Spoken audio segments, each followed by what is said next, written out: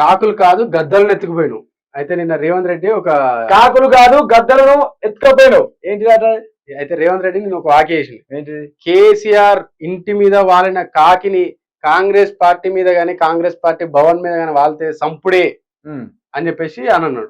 దానికి ధీటుగా మన హరీష్ రావు ఏం చెప్పిండంటే, నువ్వు కాకులను కాదు గద్దలను ఎత్తుకొని పోయినావు, మా ఎమ్మెల్యేలని ఎంపీలను ఎత్తుకుపోయి నీ వరంగల్లో నిలబెట్టిన ఎమ్మెల్యే ఎవరు, సికింద్రాబాద్ లో నిలబెట్టిన ఎంపీ ఎవరు అని చెప్పేసి ఆయన రిటర్న్ కౌంటర్ ఇచ్చింది. సికింద్రాబాద్ లో కావచ్చు, వరంగల్ లో కావచ్చు, చేవెళ్ళ కావచ్చు, ఈ అంతటా బీఆర్ఎస్ నుండి తీసుకపోయి నిలబెట్టిన నువ్వు గద్దవు కాదు, పీతురు గద్దవు ఇంకా నువ్వు.